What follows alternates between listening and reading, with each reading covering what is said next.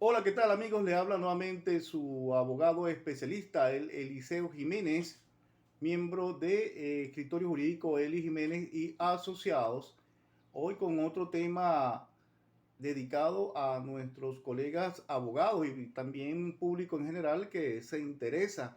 Algunos estudiantes de Derecho, gracias por suscribirse a nuestro canal en YouTube, Escritorio Jurídico Eli Jiménez y Asociados. Y hoy también vamos a hablarle a un tema de lo cual me hicieron una solicitud con respecto a la reforma que la última reforma que se le hizo al Código Orgánico Procesal Penal, y esto fue en fecha 17 de septiembre del año 2021, publicado en la Gaceta Oficial de la República Bolivariana de Venezuela, extraordinario 6644, para aquellas personas que quieran ahondar más en los que son 19 o 20 artículos que fueron reformados, ampliados y otros mejorados también, en los cuales le voy a citar algunos de ellos, cuatro para ser específico, y los demás pues que no son tan importantes. Claro que son importantes, pero por razones de tiempo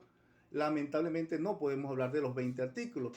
Prácticamente vamos a hacer un comentario acerca de esta reforma, y por lo tanto entonces les indico que fueron reformados a partir del 17 de septiembre del año 2021 los artículos 30, excepciones durante la fase preparatoria, el artículo 69 referente al Tribunal de Ejecución, el artículo 122 con respecto al derecho de las víctimas, el 124 asistencia especial de los derechos humanos, el 126 referente a los imputados e imputadas, nulidades absolutas, el 175, el 230, la proporcionalidad, 237, el peligro de fuga, el 267, facultades, 295, duración de la investigación, 309, audiencia preliminar,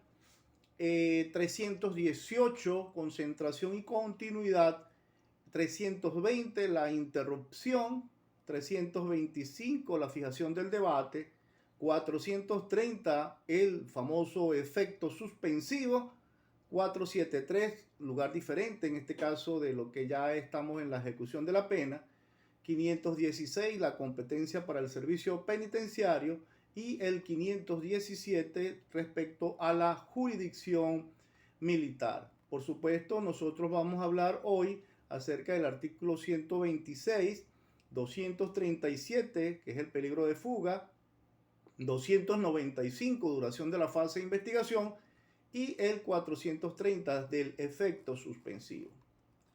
Ahora bien, cuando nosotros hablamos del artículo 126, pues establece lo que es la definición de imputada e imputado.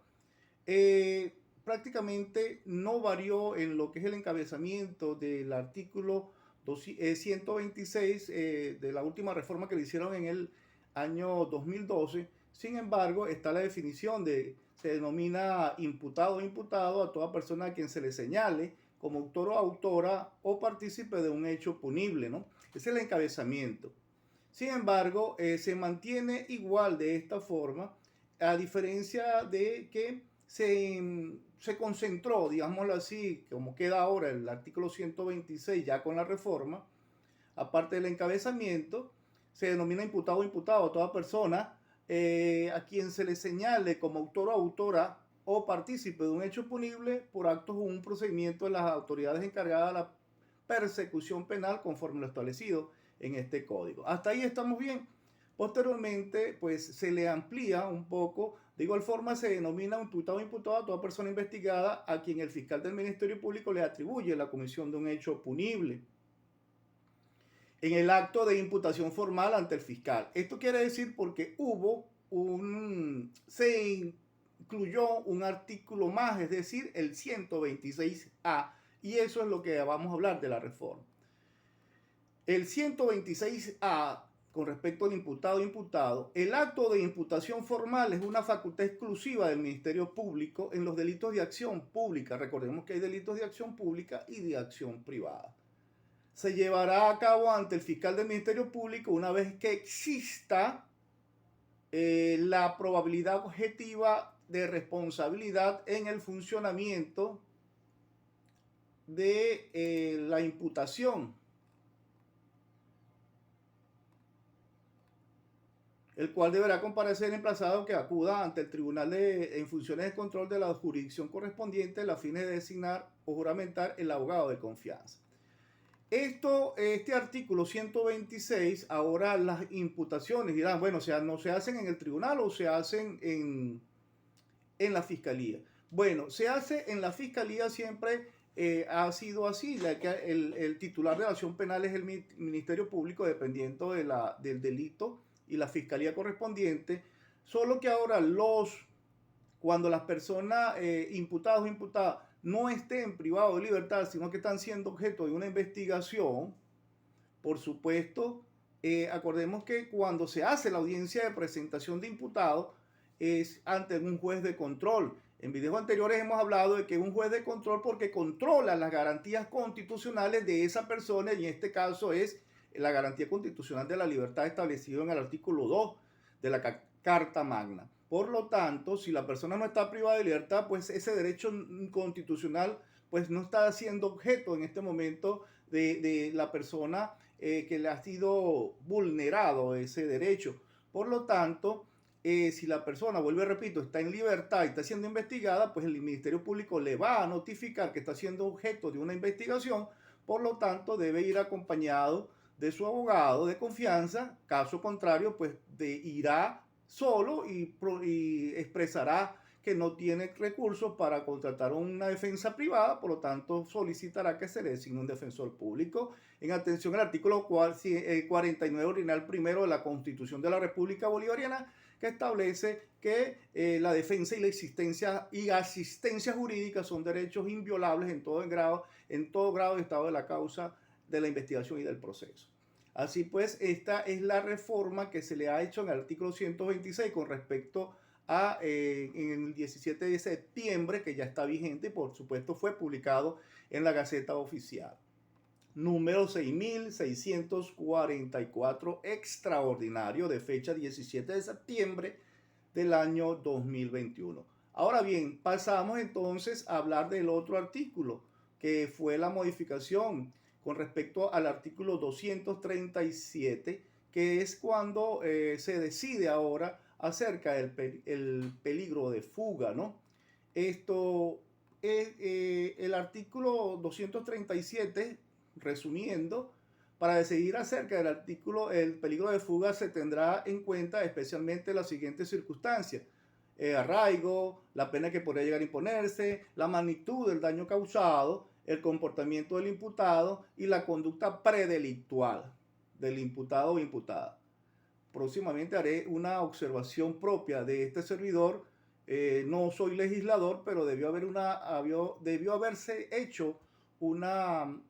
el legislador debió tomar una explicación más amplia con respecto a eso de la conducta predelictual. Sin embargo, así está establecido en la norma y eso fue lo que el legislador trató de llevar. Sin embargo, la opinión muy personal que he buscado en diferentes diccionarios jurídicos, solicitado información y no la he obtenido con respecto a la definición de una conducta predelictual.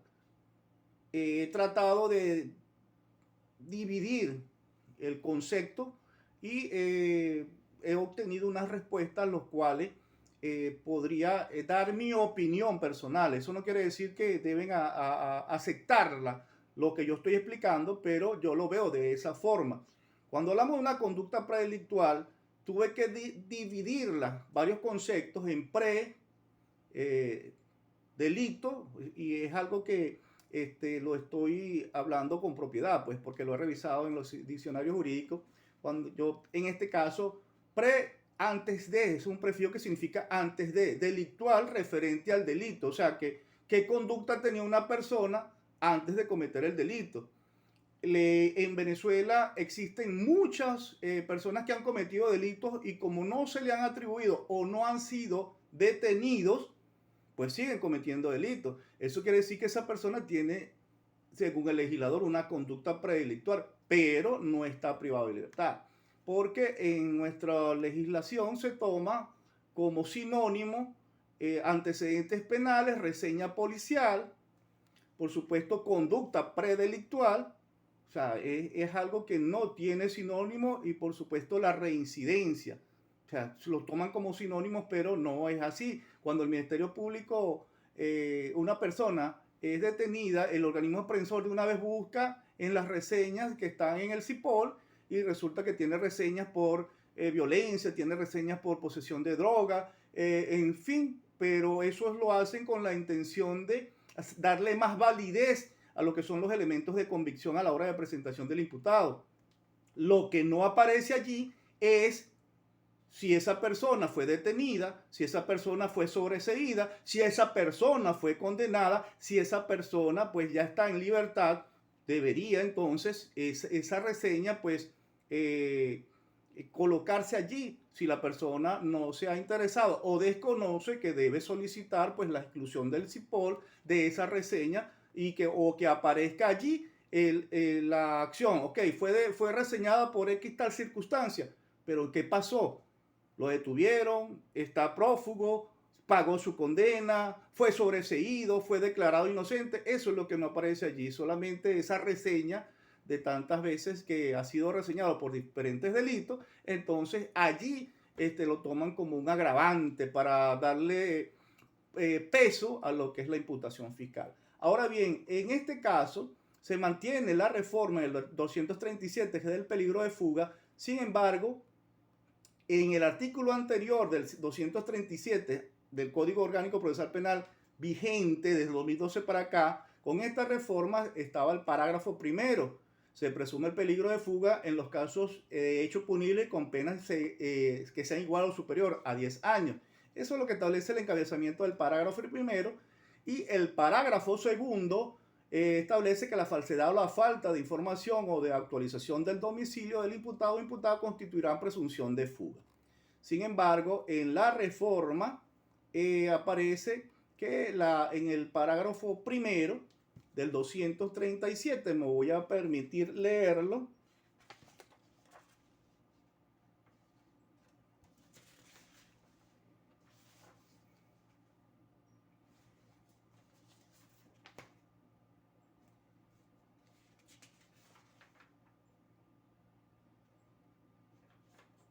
Les tengo por acá grabado, resaltado.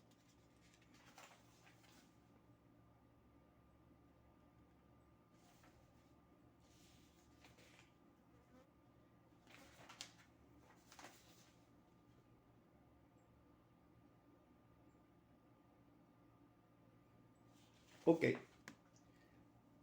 El parágrafo primero se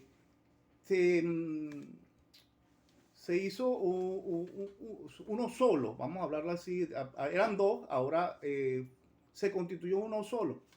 Y establece que la falsedad, falta o información de actualización del domicilio del imputado o imputada constituirán presunción de fuga y motivarán la revocatoria de oficio o a petición de parte de la medida cautelar. En este caso, lo que es referente a el parágrafo primero, que habría que el fiscal o el juez para decidir acerca del peligro de fuga, recordemos que para que una persona se quede privada de libertad, pues el delito tiene que ser una pena superior o que haya un proyecto de condena, de sentencia condenatoria, pero sin embargo, antes de ello está presente lo que es la presunción de inocencia, ese principio. Por lo tanto, todos somos inocentes hasta no haber una sentencia definitiva, condenatoria definitivamente firme. Así que este artículo 237, pues ya esos, digamos, situaciones establecidas en los parágrafos primero y segundo del artículo 237 del Código Orgánico Procesal Penal vigente, pues esta reforma establece que ya incluso que la pena que podría llegar a imponerse, en cuyo caso o cuyo término sea máximo 10 años, superior o igual a 10 años. Entonces, en esta reforma de este artículo, pues se da lo que es un beneficio más a favor de la persona que está siendo investigada por la posible comisión de un hecho punible, de lo que desestimar ese peligro de fuga, porque deben estar presentes lo que es todos los elementos del 236, 237 y 238 para poder decretar esa medida de privación de libertad, siempre y cuando el delito no exceda de 10 años. Ahora bien, hablando de lo que es el 430, ese artículo, ese 430 utilizado mucho por el Ministerio Público, no sin antes hablar de lo que es la duración de la investigación. Recordemos que en lo que es el artículo 295 que tenemos acá, por supuesto, antes de hablar de lo que es el 430, hablamos de que se modifica el artículo número 295, quedando la redacción de la siguiente forma. Me permito leer. El Ministerio Público procurará dar término a la fase preparatoria con las diligencias de que el caso requiera en un lapso de 6 meses contado a partir de la individualización del imputado o imputado en el acto de imputación. Es decir, en el artículo 295 anterior habría un lapso de 9 meses, ¿verdad?, para presentar el acto conclusivos. Sin embargo, con una prórroga de 30 días, lo cual estamos hablando de 9 meses. Pero ahora ya ese lapso de tiempo en atención al principio, a lo que es la celeridad procesal, pues se acortó 3 meses. Debo hacer una aclaratoria acá de que este lapso de tiempo para que el fiscal presente su acto conclusivo, luego de la imputación, estamos hablando entonces, por supuesto, esa fase preparatoria. Recordemos que en nuestra legislación el proceso tiene 4 fases. La fase de investigación o fase de inicio, otros llaman fase preparatoria, tiene una duración, en este caso en el 295, anteriormente eran 9 meses con la prórroga, ahora son 6 meses, ¿verdad? Por supuesto, con una prórroga de 30 días, estaríamos hablando de 7 meses para que el fiscal presente su acto conclusivo en esa fase de investigación. Pero debo hacer la salvedad que este artículo es cuando la persona en la audiencia de imputación, pues se le otorga una medida cautelar sustitutiva de libertad establecida en el 242, cualquiera de ellas. Entonces, la persona no es que está en libertad plena, sino que está cumpliéndose con ese principio de la presunción de inocencia, de ser juzgado en libertad, que es la regla, y que la privativa de libertad es la excepción.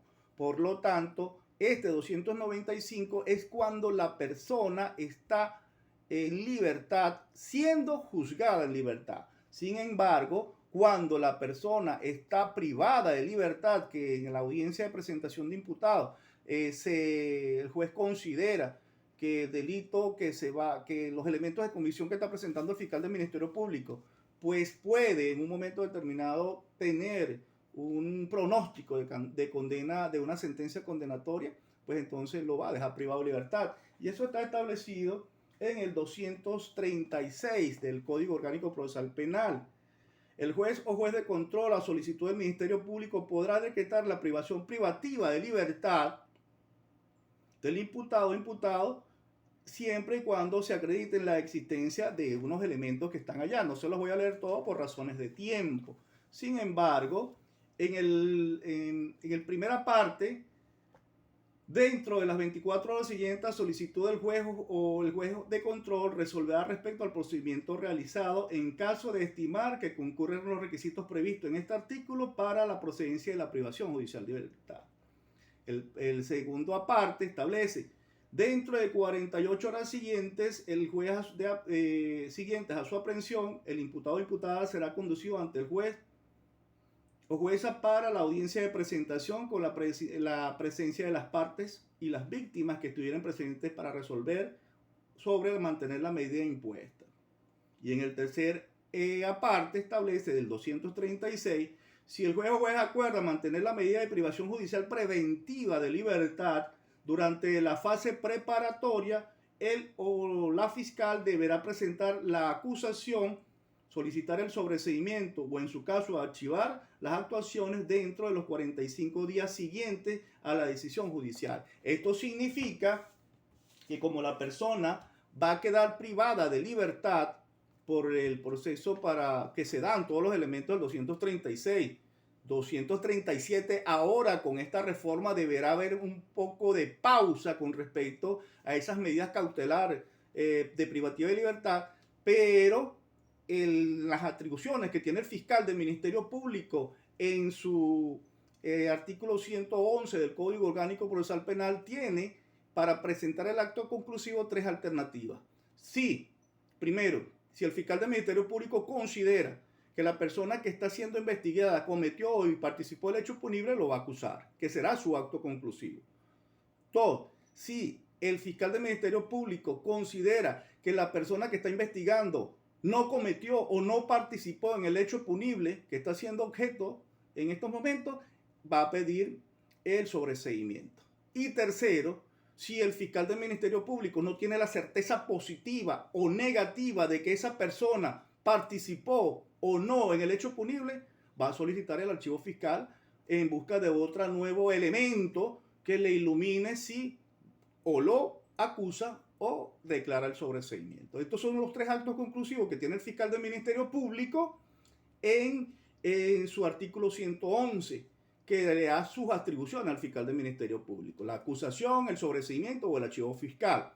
Acá aclaro entonces lo que es la duración de la fase de investigación que fue objeto de reforma, más no el artículo 236 con respecto a que si la persona le dan una medida de privativa de libertad en la fase de investigación, luego que se declara la audiencia de presentación de imputado, esta persona, el fiscal del Ministerio Público, tendrá 45 días para presentar su acto conclusivo: archivo fiscal, el sobreseimiento o la acusación. Por lo general aquí en nuestro país, para evitar esas cifras negras de que el Estado es el generador, el que crea delitos, por supuesto, para tener un Estado, un país libre de violencia, entre comillas, pues entonces por lo general el fiscal del Ministerio Público se le olvida de lo que es el sobreseimiento o el archivo fiscal. Ahora bien, ya para terminar, vamos a hablar entonces del efecto suspensivo establecido en el 430 del Código Orgánico Procesal Penal. Entonces, me permito leer acá un momento. En el artículo número 16 de esta Gaceta Oficial, pues establece entonces que el artículo 430 queda la redacción de la siguiente forma: la interposición de un recurso suspenderá la ejecución de la decisión salvo que expresamente se disponga lo contrario. Y aquí es donde está que se concentró prácticamente el artículo 430 anterior del efecto suspensivo. Es una atribución, o digamos que es una prerrogativa que tiene el fiscal del Ministerio Público cuando no le favorece la decisión que es tomada por el juez de control. Siempre han hecho uso de este recurso, indistintamente si la persona está en estos parámetros o no, porque cuando el fiscal del Ministerio Público, con toda propiedad lo puedo decir, apela con efecto suspensivo, por lo general eso, mientras va a la Corte de Apelaciones, es un recurso que se contesta en sala directamente por la celeridad, se va a la Corte de Apelaciones y por supuesto se suspende. Si la persona estaba privada de libertad, continuará privada de libertad hasta tanto la Corte de Apelaciones no se pronuncie con respecto a si declara con lugar la apelación con efecto suspensivo del fiscal del Ministerio Público o ratifica la decisión del juez de control. Entonces, Cuando se trata de una decisión que se otorgue la libertad del imputado, la interposición de un recurso de apelación no suspenderá la ejecución de la decisión, excepto cuando se adopte en la audiencia preliminar. Es decir, que en algunos casos el fiscal del Ministerio Público también utilizaba este recurso en la audiencia de presentación. Ahora va a tener que utilizarla solamente en la audiencia de preliminar cuando se le otorga la libertad a una persona. Recordemos que cuando al imputado le aplican una de las sanciones establecidas en el 242 del Código Orgánico Procesal Penal del 1 al 9, que son unas restricciones a su libertad, pues entonces cuando una persona le revisan la medida de una privativa de libertad estando en un calabozo de uno de los organismos aprensores, llámese Policía Nacional, CONAN, Guardia Nacional, 6CPC, pues está en un calabozo y le revisan la medida con un arresto domiciliario, todavía esas libertades establecidas en la Constitución están limitadas. Por lo tanto, la persona, entre comillas, sigue estando privada de libertad, pues no tiene la libertad de moverse porque está está en el calabozo, en vez de estar en un calabozo, está en su residencia, lo cual de allí no puede salir. Puede ser con o sin supervisión, pero está privada de libertad. Entonces, a veces los fiscales del Ministerio Público se le olvida ese artículo 105, que es la buena fe entre las partes, y siempre aplican este recurso de efecto suspensivo, que suspende la decisión que tomó el juez, en contraposición a la decisión que tomó el juez, que en muchos de los casos siempre el juez va por una tangente de todo lo que diga el fiscal del Ministerio Público, bien gracias, mientras las excepciones o los alegatos o lo que explane la defensa técnica, bien sea pública o privada, nunca, en la mayoría de los casos, nunca las toman en cuenta. Entonces de la defensa técnica privada o pública, no le queda otro recurso, valga la redundancia, de hacerlo, pero por el procedimiento ordinario. Es decir, los pasos necesarios, el trámite necesario, luego el fiscal tiene que contestar, después eso se devuelve nuevamente a que va a la Corte de Apelaciones y la Corte de Apelaciones ratifica si la decisión del juez o ratifica el recurso interpuesto por la defensa, bien sea pública o privada. En este caso, es importante resaltar para aquellas personas que no ejercen el derecho penal, sino que son estudiantes de derecho o abogados que litigan otras ramas de nuestro bello derecho, es lo siguiente, de que la persona, por supuesto, en este caso, los recursos se utilizan cuando una de las partes pues no queda conforme con la decisión tomada por el juez. Si el fiscal del Ministerio Público no le parece, pues apelará con efecto suspensivo. Ahora con esta limitante que tiene el 430. Pero la defensa pública o privada apelará cuando la decisión o el auto no le favorece, pues apelará. En este caso por el procedimiento ordinario. Lo ideal sería que todos apelaran por el procedimiento ordinario. Ahora bien, cuando se trate de delitos de mayor cuantía, vamos a decirlo así, porque de menor cuantía es cuya pena no exceda de 8 años en su límite mínimo, pero máximo. Entonces, la persona, lógico, en un procedimiento, en la audiencia preliminar, dependiendo si considera que cometió o no el delito, tiene unas alternativas, que es la admisión de los hechos. Puede ser una suspensión condicional del proceso también, que eso lo vamos a hablar próximamente en otro video. Sin embargo, estamos hablando solamente de este. Es importante en otros videos hablar de lo que es esos acuerdos reparatorios, la suspensión condicional del proceso y la admisión de hechos en lo que establece el 371 y por supuesto el 375. Cuando son delitos menos graves, tiene una rebaja o considerable de la pena, y cuando son delitos graves que superan los 10 años, que si tomando el artículo 237 del Código Penal, que establece un límite entre dos partes, entre el inferior y el superior, nos da una media, por supuesto, allí el juez, dependiendo si es de menor cuantía el delito, podrá rebajar la pena de 1/3 a la mitad.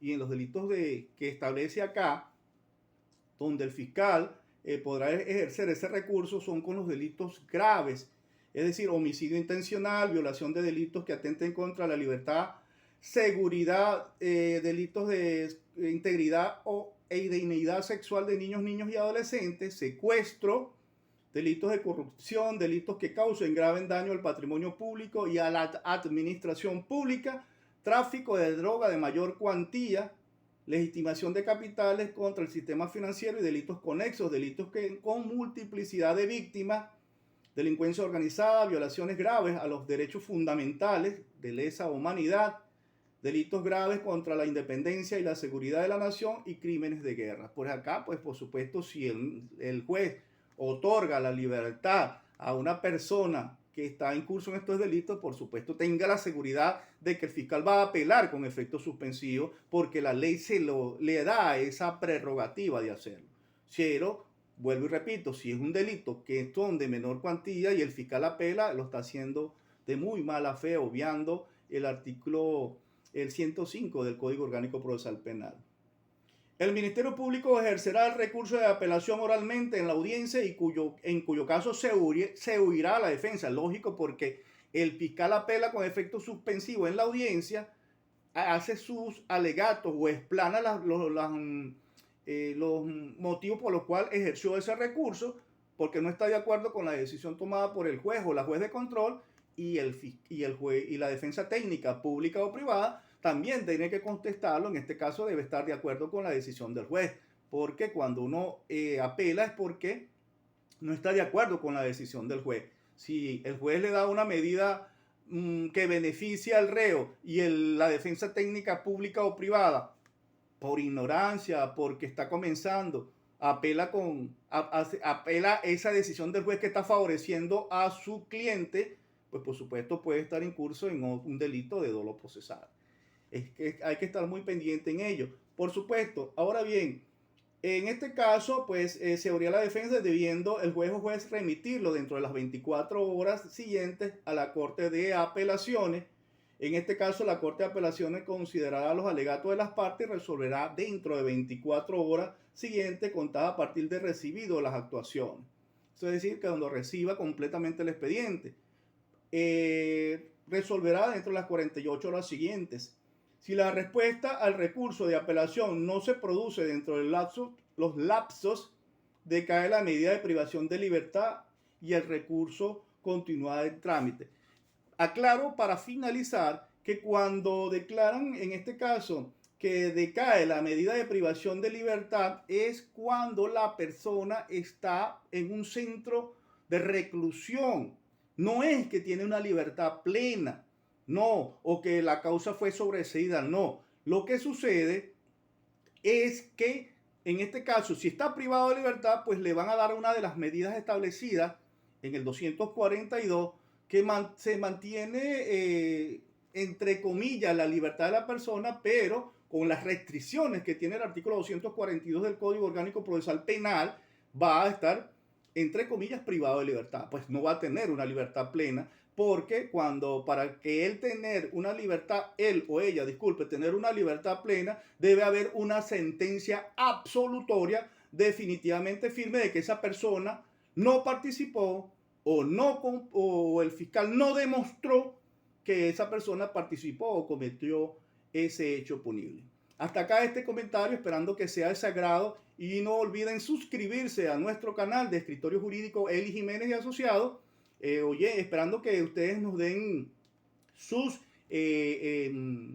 recomendaciones. También nosotros no somos una perfección, somos personas que nos dedicamos a explicar, a llevar a ustedes cierta información que algunos colegas, vuelvo y repito, no todos los que ejercen el derecho penal de repente no están al tanto de la información, y nosotros en este caso debemos ser muy cuidadosos.